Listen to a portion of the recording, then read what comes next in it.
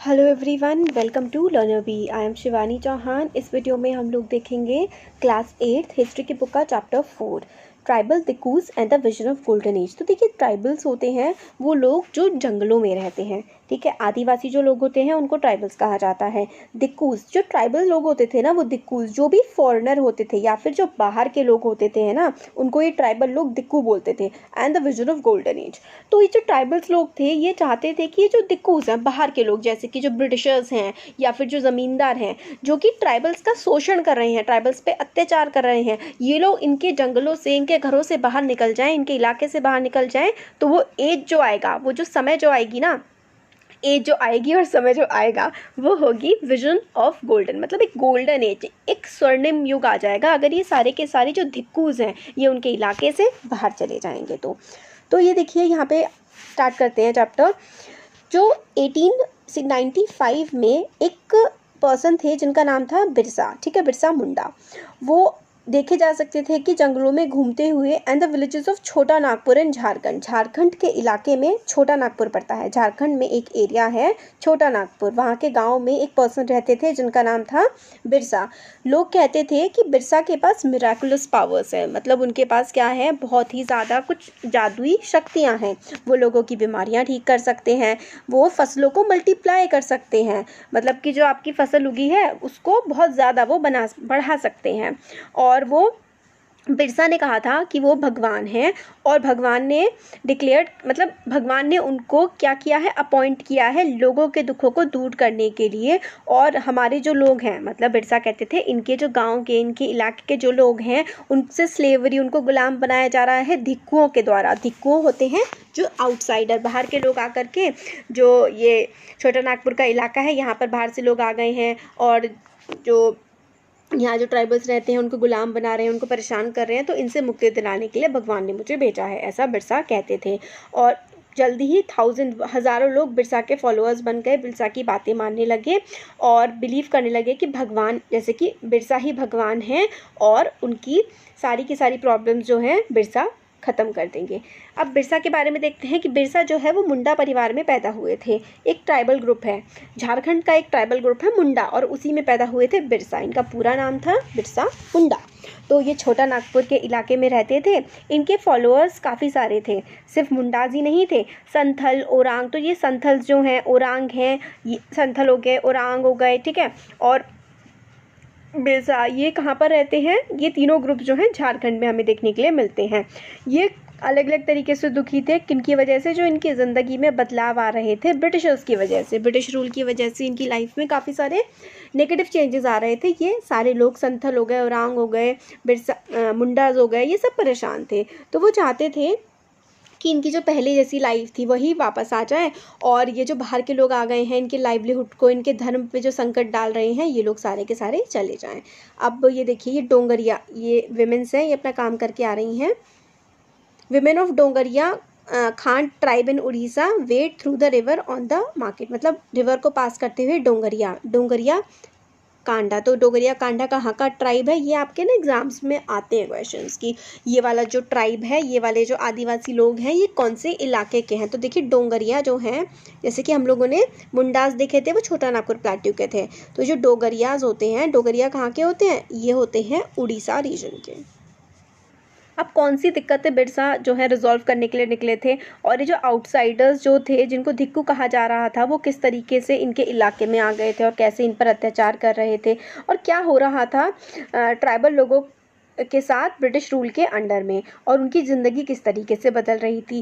ये कुछ क्वेश्चंस है कि ट्राइबल्स लोग क्यों परेशान थे, ब्रिटिशर्स उनके साथ ऐसा क्या कर रहे थे कि उनकी लाइफ में दखलंदाजी हो रही थी, उन्हें परेशानी हो रही थी। तो यही हम समझेंगे इस चैप्टर में।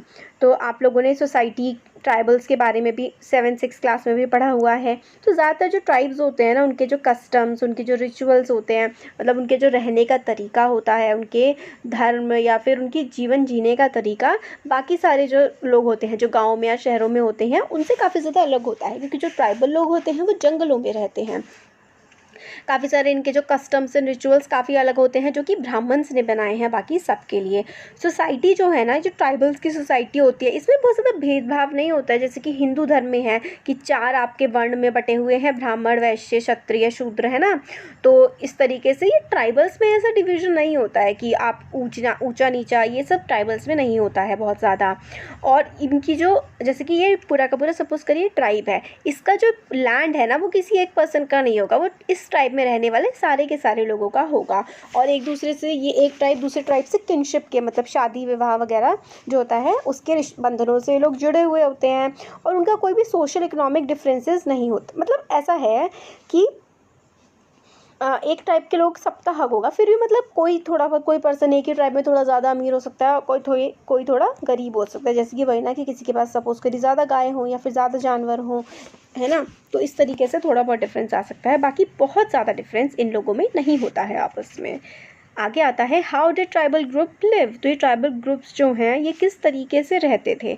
19th सेंचुरी, 19वीं शताब्दी, 19th सेंचुरी आते आते तो जो ट्राइबल लोग थे ना वो काफ़ी सारे इलाकों में रहते थे इंडिया के, ऑलमोस्ट पूरे इंडिया में रहते हैं और काफ़ी अलग अलग काम किया करते थे। तो जैसे कि सम वर झुम कल्टीवेटर्स, कुछ जो थे वो झुम कल्टीवेशन करते थे। अभी झुम कल्टीवेशन क्या है, जिसको हम लोग झुम भी कहते हैं और शिफ्टिंग कल्टीवेशन भी कहते हैं। और ये काफ़ी एक छोटे से पैच ऑफ लैंड पे होता है। मेनली क्या होता है ना, जो झूम कल्टीवेशन होता है वो जंगलों के इलाके में होता है, जैसे कि जंगल है। तो क्या करते हैं कल्टीवेटर्स, जो ट्री टॉप काट देते हैं। जैसे कि ये ट्री है, मतलब हर तरफ ट्री ही ट्री है और इतना मतलब घना है कि ज़मीन पर रोशनी भी नहीं पड़ रही है सूरज की। तो जो ट्री का टॉप वाला इलाका होता है ना, इलाका मतलब टॉप वाला भाग, जो ये वाला जो एरिया होता है, ये झूम कल्टीवेटर्स क्या करते हैं, इसको काट देते हैं ताकि जो सनलाइट है वो ज़मीन तक पहुंच पाए। और जो आसपास की वेजिटेशन होती है ना, जैसे कि पेड़ पौधे हैं, उनको क्या कर देते हैं, जला देते हैं। और जलाने के बाद उस लैंड को पूरी तरीके से साफ़ कर देते हैं। और जो जलाने के बाद जो राख बचती है उससे क्या करते हैं, क्योंकि जो राख होती है ना उसमें पोटाश होता है, और पोटाश जो है वो ज़मीन के लिए बहुत ज़्यादा इंपॉर्टेंट होता है, वो सॉइल की फर्टिलिटी को बढ़ा देता है। मतलब अब जैसे कि आपने आसपास का एरिया जैसे जला दिया, जलाने के बाद आप जो राख मिली उसको आपने मिट्टी में मिला दिया, तो इससे ऐसा करने से ना फसल ज़्यादा अच्छी उगती है। तो इस तरीके से ये लोग करते थे झूम कल्टीवेशन में। और फिर क्या करते थे, एक्स जो कुल्हाड़ी वगैरह है इसका इस्तेमाल किया करते थे पेड़ों को काटने के लिए। एंड द हो टू स्क्रैच द सॉइल, और फावड़ा कुल्हाड़ी वगैरह उससे सॉइल निकाला करते थे ताकि कल्टीवेशन कर सकें। और सीड जो है फिर सारे में फैला दिया करते थे। और that is scattered the seed on the instead of ploughing the land and sowing the seed. तो ये लोग क्या करते थे कि पहले इन लोगों ने मिक्सिंग कर दी, जो ऐश थी उसको अपना खोद के मिक्स कर दिया ज़मीन पे, और फिर सीड ना ऐसे ही फैला देते थे। ऐसा नहीं करते थे कि हल से जोता और फिर उसके बाद सीड डाला, नहीं, ये इन्होंने पहले ऐश मिलाई, थोड़ा बहुत खोदा, फिर ऐसे ही सीड ये लोग बिखेर दिया करते थे। और जब क्रॉप रेडी हो जाती थी तो उसको हार्वेस्ट कर लेते थे, काट ली। फिर उसके बाद क्या करते थे, यहाँ पर उन्होंने फसल उगा ली इस साल, फिर वो आगे मूव कर जाते थे। ये वाला लैंड जो है फिर काटते थे पेड़ वगैरह, यहाँ पे जला देते थे, फिर उस ऐश को मिला देते थे ज़मीन में और फिर फसल उगाते थे। तो इसी तरीके से झूम कल्टीवेशन या फिर शिफ्टिंग कल्टीवेशन चलता था। तो a field that had been cultivated once was left fallow for several years. तो एक बार आपने यहाँ पर फसल उगा ली उन लोगों ने, फिर उसके बाद आगे बढ़ जाते थे और इसको फेलो छोड़ देते थे। फेलो का मतलब होता है खाली छोड़ दिया करते थे कुछ टाइम के लिए, ताकि क्या होता है ना, जैसे कि अगर आप लोग ज़मीन को खाली छोड़ देंगे, उस पर कोई फसल नहीं उगाएंगे, तो उसकी जो फर्टिलिटी होती है ना वो दोबारा से गेन कर जाती है, वो दोबारा से अच्छी हो जाती है फसल उगाने के लिए। तो क्या करते थे ये लोग शिफ्टिंग कल्टीवेशन में, पहले इन्होंने ये वाला प्लॉट लिया, इसको जला दिया, ठीक है, इस पर जो पेड़ थे, फिर उसकी जो ऐश बची उसको मिट्टी में मिला दिया और फिर सारे बीज फैला दिए। फिर जो फसल हो गई, फसल काट ली, फिर आगे बढ़ गए, फिर आगे भी इसी तरीके से प्रोसेस फॉलो किया। इस पूरे के पूरे प्रोसेस को शिफ्टिंग कल्टीवेशन या फिर झूम कल्टीवेशन कहते हैं। शिफ्टिंग कल्टीवेटर्स जो हैं वो हिली इलाकों में, जो पहाड़ के इलाके हैं, ट्राइब्स, नॉर्थ ईस्ट वाला इलाका है ना हमारे देश का, जैसे कि अगर ये हम अपने देश को बांट लें तो इधर का ऐसे करके इलाका पड़ता है, ये नॉर्थ ईस्ट है, और बीचों बीच वाला सेंट्रल इंडिया वाला पड़ता है। तो नॉर्थ ईस्ट में, सेंट्रल इंडिया में झूम कल्टीवेशन की प्रैक्टिस हम लोगों को देखने के लिए मिलती है। लाइफ जो होती है ना ट्राइबल्स की, वो डिपेंड करती है फ्री मूवमेंट पे, जहाँ भी ये घूमते रहते हैं इधर से उधर, अपना लैंड का इस्तेमाल करते हैं। फॉरेस्ट से जो भी चीज़ें मिलती हैं, जैसे कि बहुत सारे फल फूल और बहुत सारी चीज़ों का इस्तेमाल करते हैं। पेड़ों की एक एक चीज़ के बारे में ट्राइबल्स को पता होता है, अच्छे से उनका इस्तेमाल करते हैं। और this is the only way they could practice shifting cultivation. तो शिफ्टिंग कल्टीवेशन इस तरीके से वो प्रैक्टिस किया करते थे। अब यहाँ पे साल एक टाइप का ट्री होता है, फेलो होता है लैंड को खाली छोड़ देना, महुआ एक ऐसा फ्लावर होता है जिसको खाया भी जाता है और उससे अल्कोहल भी बनती है।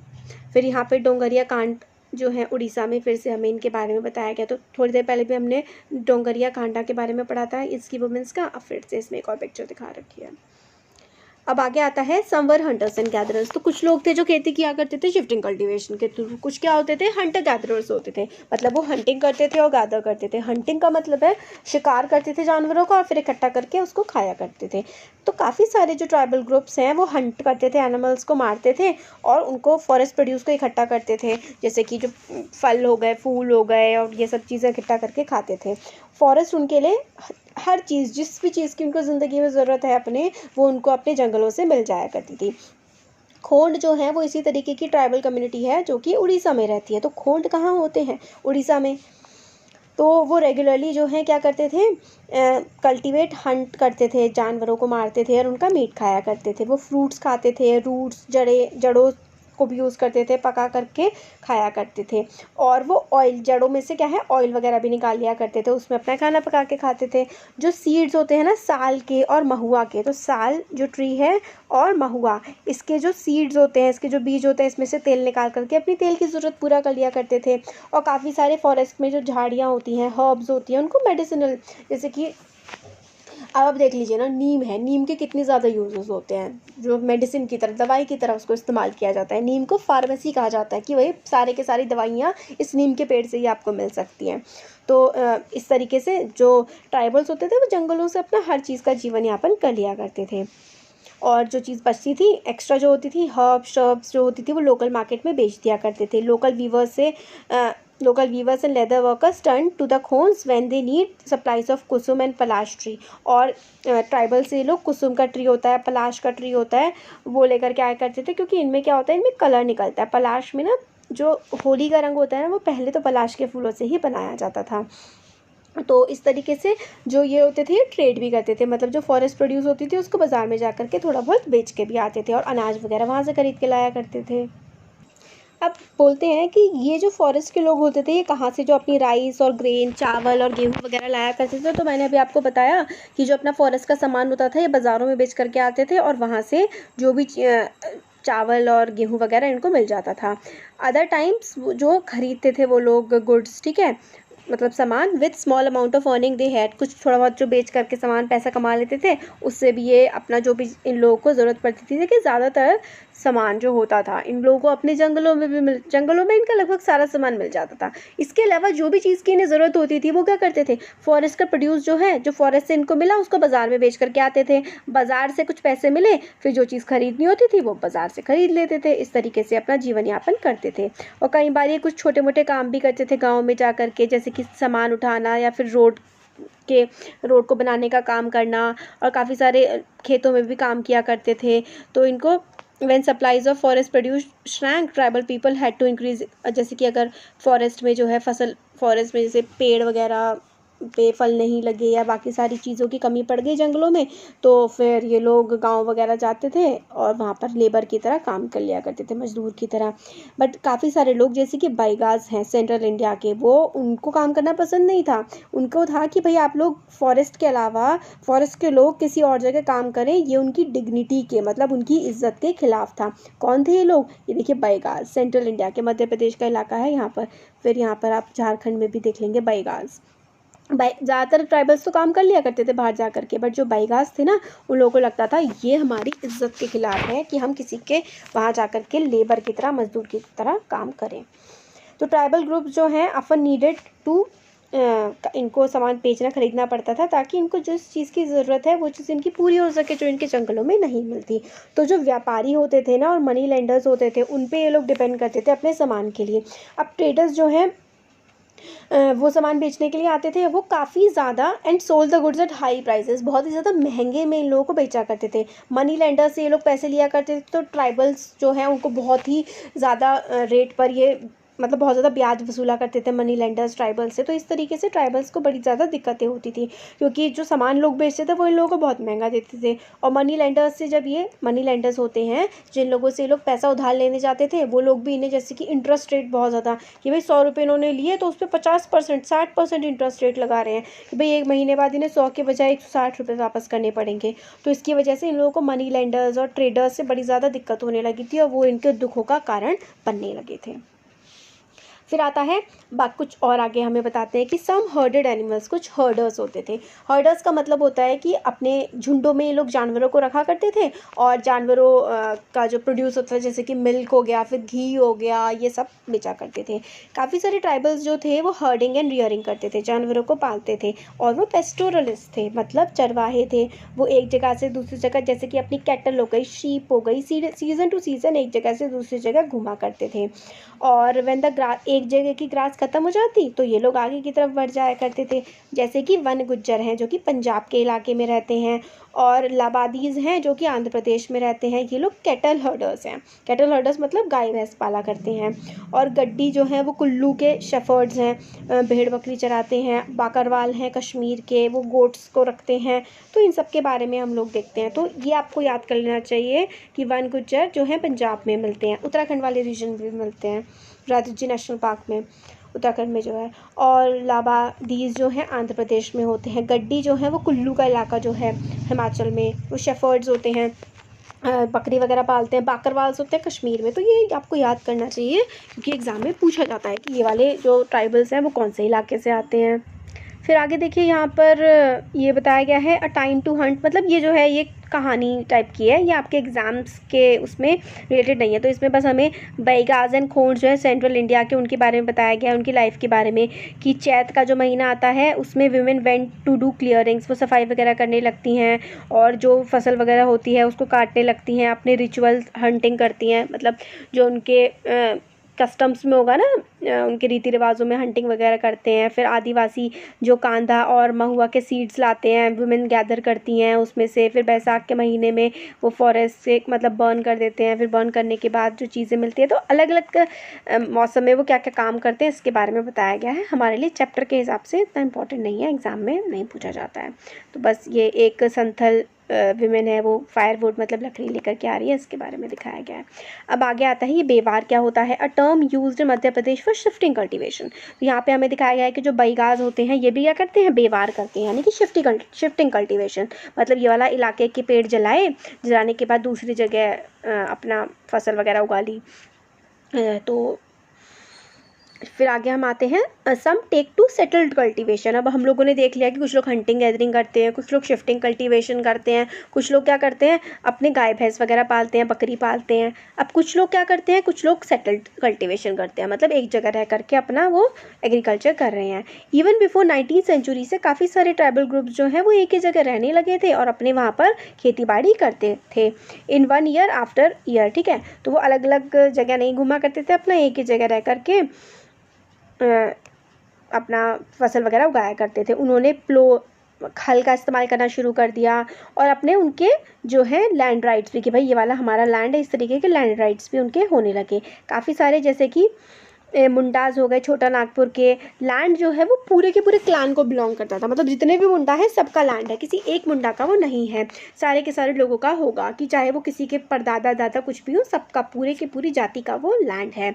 और वेरी अफन कुछ some people within the clan acquired more power than others. तो कुछ एक होता है ना कि एक राजा बन जाता है, एक ज़्यादा इंपॉर्टेंट हो जाता है और बाकी सब लोग उसको फॉलो करने लगते हैं। पावरफुल मैन जो है वो अपना लैंड रेंट आउट कर देते हैं। ठीक है, जैसे कि ऐसा ही ये लैंड है, वैसे तो सबका है, बट फिर भी इन्होंने अपना मत मान करके कि सब लोगों ने डिसाइड करा कि इस वाले लैंड पे हम करेंगे, इस पे हम करेंगे, इस पे हम करेंगे, बल्कि है सबका ही। फिर क्या करते हैं, जो ज़्यादा पावरफुल हो जाते हैं वो अपने पे खुद खेती नहीं करते, वो दूसरों से खेती करवाते हैं, अपना रेंट पे दे देते हैं और उनसे पैसे ले लेते हैं बस। फिर ब्रिटिश ऑफिशियल को लगा कि जो सेटल ट्राइबल ग्रुप है ना, जैसे कि गोंड हो गए, संथाल हो गए, मुंडा हो गए, ये थोड़े ज़्यादा सिविलाइज्ड हैं, जो हंटर गैदरर मार के खाते हैं, शिफ्टिंग इधर उधर करते रहते हैं, ये लोग अच्छे नहीं हैं। बट जो लोग एक जगह रह करके खेती कर रहे हैं ना, ब्रिटिशर्स को लगा ये अच्छे हैं, इन लोगों से ज़रा थोड़ा इनके साथ घुला मिला जाए और इनसे अपना काम निकाला जाए, ये सोचने लगे ब्रिटिशर्स। तो कौन किस किस पे हुआ सबसे पहले? जो गोंड हो गए, संथल हो गए, इन लोगों से सबसे पहले कॉन्टैक्ट में आए ब्रिटिशर्स। फिर ब्रिटिशर्स समझते थे जो लोग जंगलों में रहते हैं वो अच्छे नहीं होते हैं और पता नहीं क्या क्या हरकतें करते हैं, इस तरीके की बातें ब्रिटिशर्स सोचा करते थे। अब आता है, अब ब्रिटिशर्स के बारे में आएगा। How did colonial rule affect tribal life? जो कॉलोनियल रूल था, कॉलोनियल रूल मतलब अंग्रेजों का जो शासन था उसने ट्राइबल्स की लाइफ को किस तरीके से अफेक्ट किया, ये देखते हैं। तो लाइफ जो थी ना ट्राइबल ग्रुप्स की, वो काफ़ी ज़्यादा चेंज हुई ब्रिटिश रूल में। कैसे? अब वो हम इसमें आगे देखेंगे। तो ट्राइबल चीफ्स जो थे, जो ट्राइबल्स हेड हुआ करते थे, उनके साथ क्या हुआ? तो ब्रिटिशर्स के आने से पहले काफ़ी सारे जो ट्राइबल चीफ थे ना, वो काफ़ी ज़्यादा इंपॉर्टेंट पीपल हुआ करते थे, काफ़ी इंपॉर्टेंट होते थे वो अपने इलाके में, और उनको काफ़ी इकोनॉमिक पावर होती थी। उनके पास अपने इलाकों को एडमिनिस्टर करने का, उन पे अपना रूल चलाने का पूरा हक होता था। काफ़ी सारे प्लेसेस, जैसे कि उनकी तो अपनी पुलिस भी होती थी, वो अपने लोकल रूल से चला करते थे। लैंड और फॉरेस्ट में किस तरीके से सब कुछ होगा, वो जो हेड होते थे ना ट्राइबल्स के, वो डिसाइड करा करते थे। पर ब्रिटिश रूल जो है, फंक्शन पावर जो थी ना ट्राइबल लोगों की, ट्राइबल के जो चीफ थे, जैसे कि ये ट्राइब है, ट्राइब्स का जो हेड है, पहले तो उसकी चलती थी सब पर फिर जब ब्रिटिशर्स का रूल आया तो ये ट्राइबल चीफ की काफ़ी ज़्यादा कंडीशन अलग हो गई थी। और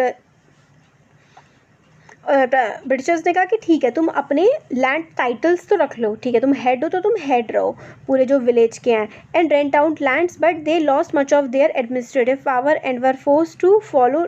मगर उन्होंने क्या किया, ठीक है, उन्होंने ब्रिटिशर्स ने कहा तुम अपने जो ये टाइटल वाइटल ना ये तो रख लो, मगर जो तुम काम करोगे, जो तुम्हारी पावर होगी, वो हमारे अकॉर्डिंग होगी। तो इसका मतलब क्या हुआ? तो जो लैंड हुआ करता था ना ट्राइबल्स का, ट्राइबल के जो चीफ थे, उसकी बहुत सारी पावर जो है ब्रिटिशर्स के द्वारा छीन ली गई। अब ये ट्राइबल जो चीफ था वो अपनी बहुत ज़्यादा नहीं चला पाता था अपने इलाके में, और ट्रिब्यूट बहुत ज़्यादा पैसा देना पड़ता था। अब जो ट्राइबल लोग थे उनको ब्रिटिशर्स को भी पैसा देना पड़ता था। And discipline tribal groups on behalf of British, मतलब डिसिप्लिन में रखो, इधर उधर ना घूमे, जैसे हम लोग कह रहे हैं, इस तरीके के रूल्स फॉलो करे जाएँ। ये भी अब ट्राइबल के चीफ को ब्रिटिशर्स की बात मानने लगती थी। तो उन्होंने अपनी अथॉरिटी खो दी, जो अपने एंजॉय करा करते थे ना पहले वो, कि भाई अपनी मर्ज़ी से काम कर रहे हैं, अपनी मर्ज़ी से रह रहे हैं, जैसे रहना है। तो ये वाली चीज़ जो है ना उनकी काफ़ी ज़्यादा जाती रही, और अपनी मर्ज़ी से अब वो ढंग से काम नहीं कर पाते थे। उनके जो ट्रेडिशनल फंक्शंस हुआ करते थे ना, जो वो पहले फॉलो करते थे अपने ट्राइब को चलाना, वो सब उनके हाथ में अब नहीं रहा। अब ये देखिए, ये अपना कुछ बना रहे हैं यहाँ पर, ये हमें बताया गया है, a log house build by village of the Nishi tribes of Andhra Pradesh. अब ये भी इंपॉर्टेंट है कि ये जो निशी है, निशी ये कहाँ के ट्राइब है? तो अरुणाचल प्रदेश की, पहले मैंने आंध्र बोल दिया था ना, सॉरी। तो निशी जो ट्राइब है वो अरुणाचल प्रदेश की एक ट्राइब है, और ये अपना घर बना रहे हैं इन लकड़ियों और ये पत्तियों, इन सब की हेल्प से। अब ट्राइबल चीफ्स की तो पावर चली गई, ये हुआ ट्राइबल चीफ्स के साथ। अब शिफ्टिंग कल्टिवेटर्स के साथ क्या हुआ? ब्रिटिशर्स जो है ना, वो मतलब उनको ये ग्रुप पसंद नहीं थे जो इधर उधर घूमते रहते थे, जिनका कोई फिक्स होम नहीं था, क्योंकि भाई जो इंसान इधर उधर घूमता रहेगा, ब्रिटिशर्स उस पर कंट्रोल कैसे करेंगे, ब्रिटिशर उससे पैसे कैसे लेंगे, उस पर टैक्स कैसे लगाएंगे। तो वो चाहते थे कि ट्राइबल्स जो है ना वो एक जगह रह जाएं, वो इधर उधर घूमे ना। तो उन लोगों को जो शिफ्टिंग कल्टीवेशन थी ना वो पसंद नहीं थी। अब देखिए यहाँ पर भील वुमेन दिखाई गई हैं। तो भील जो ग्रुप है, भील्स कहाँ पर होते हैं? भील्स होते हैं गुजरात में। ये भी आपको याद रखना है कि भील कहाँ पर होते हैं? गुजरात में होते हैं। तो ब्रिटिशर्स क्या चाहते थे कि जो शिफ्टिंग कल्टीवेटर्स है ना, ये भाई ऐसे इधर उधर ना घूमे, ये अपना एक ही जगह रुक जाएं और पीजेंट कल्टीवेटर्स बन जाए, मतलब एक ही जगह रह करके अपनी फसल उगाएं, ताकि हम लोग इन लोगों से रेवेन्यू टैक्स वगैरह इकट्ठा कर सके। उनका तो एक ही मकसद था ब्रिटिशर्स का, पैसे कमाना। तो उन्हें लगा यार जो सेटल पीजेंट्स हैं ना उनको कंट्रोल करना आसान है, और ये लोग घूमते रहते हैं, इनको कंट्रोल करना मुश्किल है, इनसे रेवेन्यू हम कैसे इकट्ठा करें। तो ब्रिटिशर्स ने क्या करा? ब्रिटिशर्स ने इंट्रोड्यूस करा लैंड सेटलमेंट्स। इससे क्या करा उन्होंने कि लैंड मेजर करा और राइट्स डिफाइन कर दिए कि भाई इन्होंने ब्रिटिशर्स ने पूरा इलाका नाप लिया, और ये लैंड तुम्हारा, ये लैंड तुम्हारा, ऐसे करके लोगों को लैंड दे दिया, और फिर भाई तुम हमें इतना रेंट दोगे, इतना दोगे, ये पूरा का पूरा डिफाइन उन्होंने कर दिया। कुछ पीजेंट्स जो हैं उनको, कुछ जो शिफ्टिंग कल्टीवेटर्स थे उनको पहले कहा कि भाई तुम एक ही जगह रहो, फिर एक जगह रह करके कुछ को कह दिया कि तुम लैंड ओनर हो, कि भाई तुम्हारा ये लैंड है, और अदर जो हैं बाकी कुछ लोग थोड़े बहुत जो पावरफुल थे उनको कहते हैं कि अब ये लैंड तुम्हारा है, और बाकी जो उनसे गरीब थे कि भाई ये तुम्हारे नौकर हैं, ये तुम्हारे टेनांट्स हैं, किराएदार हैं, और ये तुम्हारे लैंड पे काम करेंगे, और भाई तुम जो है हम तुम्हें लैंड दे रहे हैं और इस पे तुम हमें पैसे देते रहना। किसने कहा? ब्रिटिशर्स ने। इस तरीके से उनका एग्रीमेंट कर दिया।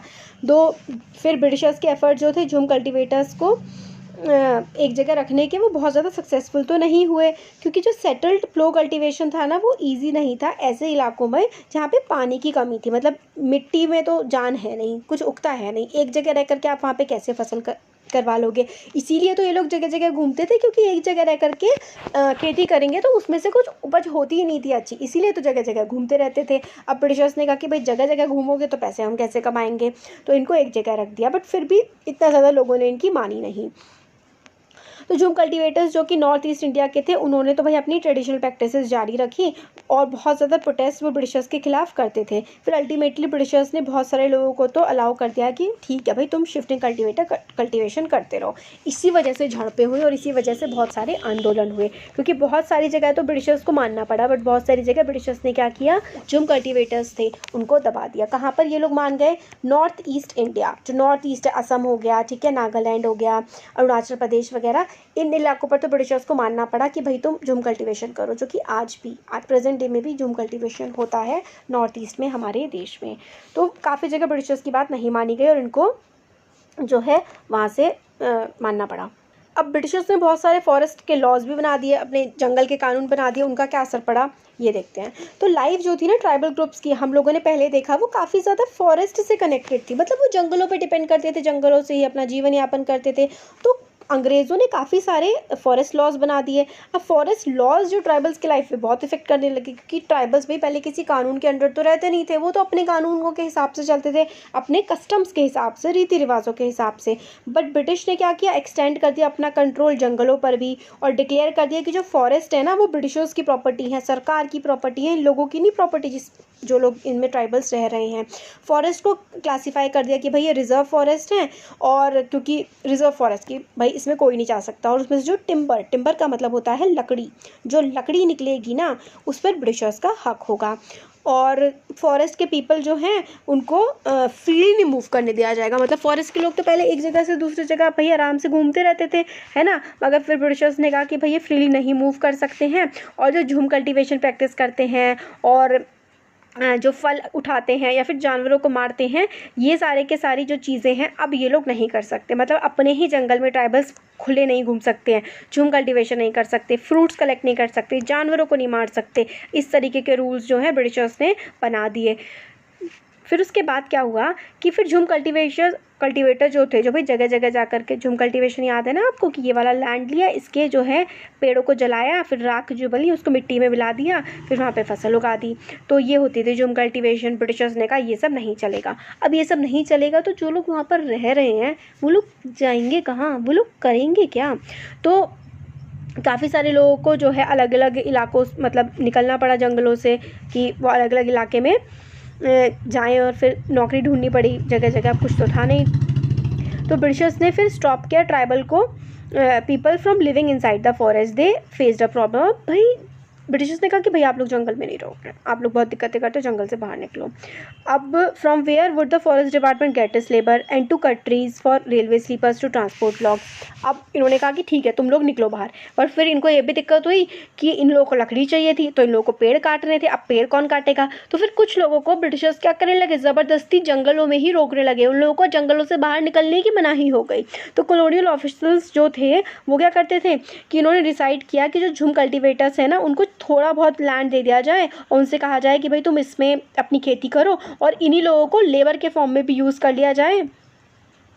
तो फिर उसके बाद यही लोग लेबर प्रोवाइड कर देंगे। फिर डिपार्टमेंट को लगा कि बढ़िया हो जाएगा ये काम। तो so many reasons the forest department established forest villages to ensure regular supply of cheap labour. तो फॉरेस्ट डिपार्टमेंट जो था ब्रिटिशर्स का, इन्होंने क्या किया, इन्होंने जंगलों में एक तरह से गाँव एस्टैब्लिश कर दिए, ताकि उन गाँव से इनको आसानी से लोग मिल जाएँ पेड़ों को काटने के लिए। अब sleepers horizontal plank of wood on which railway lines are laid. पहले क्या होता था ना, जो आज आप लोगों को लोहे का दिखता है, पहले ये जो फट्टे होते थे बीच के, ये ना लकड़ी के हुआ करते थे। और लकड़ी कहाँ से आती थी, जंगलों से लोग काटते थे। तो इसलिए ट्राइबल्स को ही लकड़ी काटने के काम के लिए ब्रिटिशर्स जंगलों में रखा करते थे।